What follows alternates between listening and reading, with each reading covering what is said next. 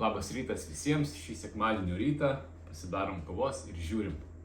Taigi tęsiu laidą apie, tiksliau gal ne laidą, o pokalbius apie terorizmo aktą įvykusį penktadienio vakarą Maskvos teatre pavadinimu Krokus City Hall.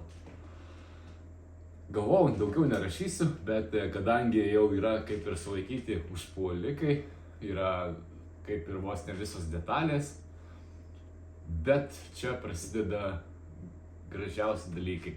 Taigi, pirmiausia, į įvykio vietą Rusijos spec dalinys, kuris vadinasi, kaip dauguma tikriausiai žinom, specnazas, į įvykio vietą atvyko tik po valandos. Nors pagal patvirtintus faktus, mačiau, žiūrėjau žmonių ir naujienų kanalų, kurie žiūrėjo, kur yra specnazas ir kur yra tas Krokusas, tai iki Krokuso jiems yra kokie 300-400 metrų ir iki jo vyko valanda. Antras dalykas, visi rašo ir klausia, kodėl ten nebuvo nei policijos, nei apsaugos, nieko, kadangi nors buvo koncertas, kas vis kaip paprastai vyksta ir pas mus Lietuvoje, ir tikriausiai visam pasaulyje, kai vyksta toks didelis renginys, į kurį rinkosi apie 6000 žmonių, turėjo būti ir apsauga, ir policija, ir kitos tarnybos, bet nebuvo nieko. Niekas nieko nežino, niekas nieko negirdėjo.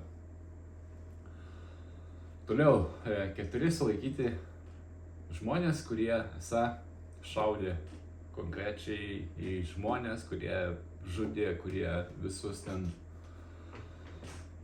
tiesiog prieėjo iš arti ir šaudė. Yra parodyta vieno sulaikyto video, kuris yra Tadžikistano pilietis, kaip ir visi yra, ale sakyta, kad yra tadžikai. Ir sulaikymo metu jisai sako, kad jisai yra statybininkas. Ir pasiūlymą važiuoti ir iššaudyti ir pasišalinti gavo per Telegram kanalą ir jam pasiūlė $500 000 rublių, kas yra $5000, apie 5000 eurų. Visi kiti irgi esą dirbo ten ar taksistais, ar statybininkais, ar ten dar kažkuo tai, bet jokiais būdais nėra susijęs su specialiom tarnybom ar dar kažkas. Jeigu jūs esate tarnavę armijai arba kažkiek susipažinę su taktika ar ginklais, tai tikriausiai turite žinoti, kad tie 4 žmonės, kurie yra nufilmuoti šaudantis į žmonės iš arti, turėjo būti aukščiausio lygio profesionalai, nes iššauti į žmogų ir ypač taip žiauriai, taip visą kitą, ir taip organizuotai padarys tikrai ne statybininkas, ne taksistas, kuris niekada gyvenime nelaiko ginklo. Tai yra neįmanoma. Pirmiausia, reikia mokėti pasikeisti dėtuvę,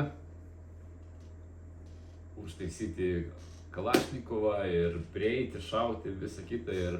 O ten žmonės, bent jau kas matosi video, veikia labai organizuotai, labai viską darė tiksliai, gražiai ir be jokių pauzių, be jokių nieko, tiesiog įėjo, iššaudė, atsisėdo, išvažiavo, kas irgi iš tikrųjų yra labai keista. Na taip, Maskva didelė, Maskva yra vienas iš didžiausių Europos miestų, pagal gyventojus tikriausiai ir didžiausias, ir visos spec tarnybos įvykio vietas vyko tik tai po valandos, ko užteko, įsivaizduokit, atvažiuoja 4 žmonės, iššaudo 100 žmonių, sėda į mašiną ir išvažiuoja, ir tik tai kitą dieną sulaikomi už 330 km nuo įvykio vietos, kas yra irgi labai keista, nes jeigu tu suorganizavai tokį dalyką, tokį aktą, ir tu grįžti į viešbutį, išsimiegi ir tik tai kitą rytą pasišalini ir važiuoji su ta pačia mašina, su kuria atvažiavai į įvykio vietą, ar gali būti didesnis briedas? Ir ta prasme, ant kiek reikia visam šitam išjungti logiką, kad patikėti tokiais dalykais. Yra faktai patvirtinti, kad įvykio metu niekas negalėjo skambinti iš mobilaus telefono, vadinasi, buvo įjungta ta telling, ar kaip ten ta programa, kad išjungtų visą mobilų ryšį. Jūs įsivaizduojat, pati situacija, išjungtas mobilus ryšys, blokuojamas, 4 žmonės, 4 profesionalai iššaudo visus, atsisėda į tą pačią baltą Renault Logan ir važiuoja per visą Rusiją su ta pačia mašina. Tu suorganizuoji tokį grandiozinį teroro aktą ir nepasikeitė mašinos. Kaip? Toliau yra sakoma, kad užpuolikai turėjo su savim kuprinę su benzinu. Ir dėl to ir buvo padegtas stogas ir sugriuvo ir visa kita. 4 žmonės galėjo atsinešti maksimum kokius 30-40 litrų benzino. Ir tam, kad padegti visą ten stogą, ten kaip jisai liepsnojo, ten tikriausiai būtų reikėję visos cisternos benzino, kuri degė visą naktį ir buvo užgesinta tik tai kitą rytą, ir ten tikriausiai būtų reikėję beprotiško kiekio benzino, nes benzinas, kad taip išdegtų, kai ir svarbiausia sugriautų stogą, 30-40 litrų benzino, ar tai realu? Tikriausia, kad nelabai. Čia iš statybinės pusės, jeigu žiūrėti, kas susidūrė su statybom, tai kiek reikėtų gelžbetino konstrukcijai pilti benzino, kad jinai sugriūtų. Ten reikėtų labai didelį laužą kurti ir ilgai deginti, kad taip pažeisti. Ir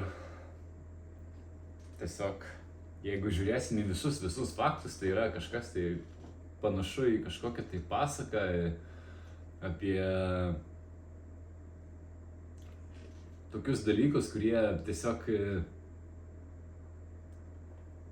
jeigu bent kažkiek logikai jungtus, jie neatrodytų logiški ar dar kažkokie.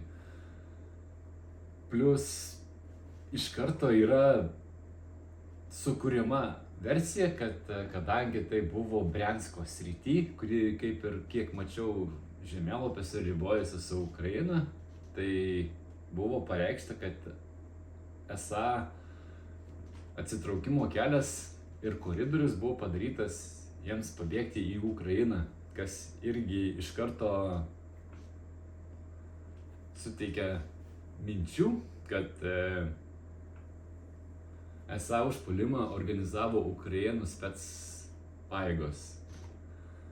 Aišku, Tadžikistano valdžia ir Ukrainos valdžia iš karto atmetė visą tą galimybę, kad tai yra jų rankų darbas, kad apskritai kažkas tai tie iš Tadžikistano žmonės yra įtariamieji.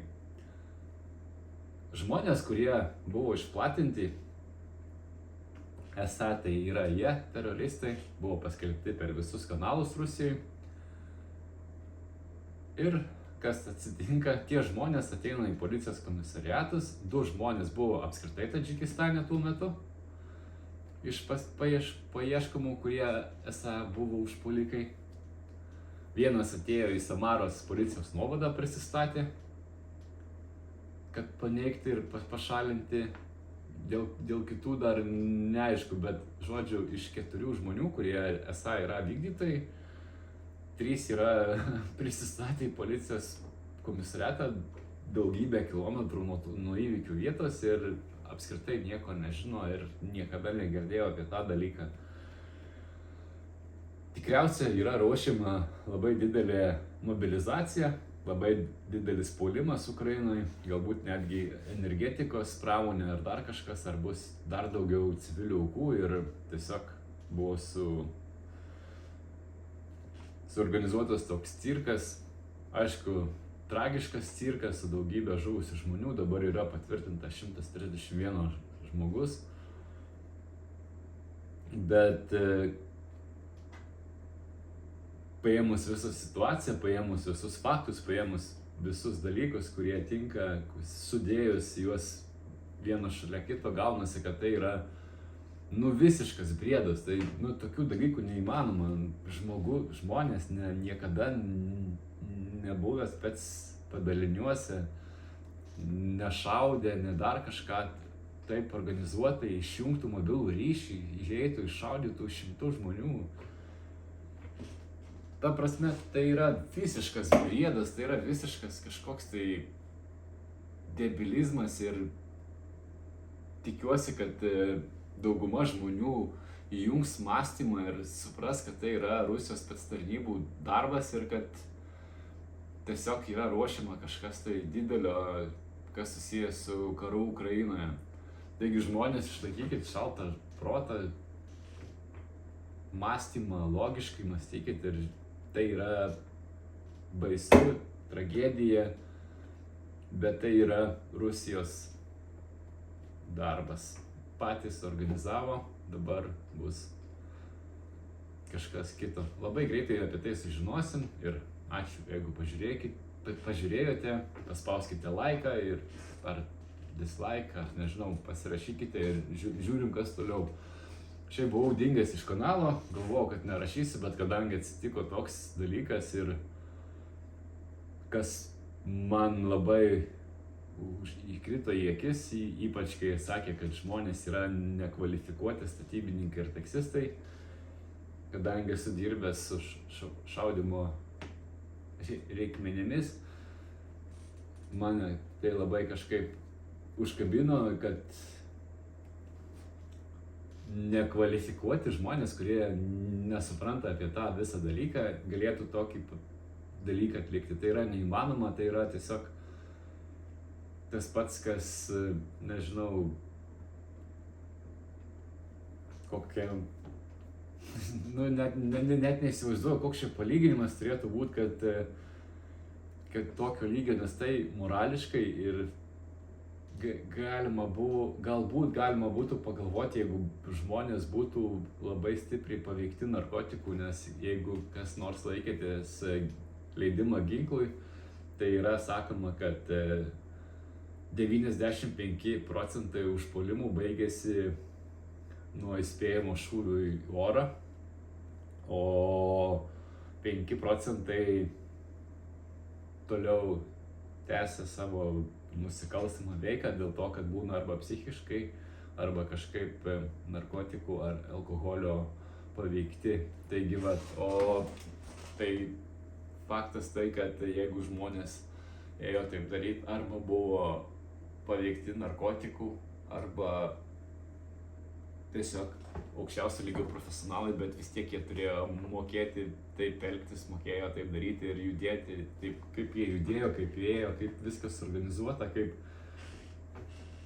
Tai, tos spectarnybų, kaip atvyko, nors kai yra žemėlapis, tai vos ne kitoj pusėje kelio specnazo pastatas yra ir jie vyko valandą laiko. Viskas yra surežisuota, yra didelis cirkas, iš to padaromas tragiškas cirkas. Ir žiūrim, kas toliau. Jeigu bus kažkokių naujienų, galbūt rašysiu dar toliau video ir ačiū, kad žiūrėjote. Iki.